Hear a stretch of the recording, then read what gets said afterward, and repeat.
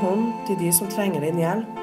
Vær med på å øke trivselen og god helse, gi mosjon, kosthold og veiledning.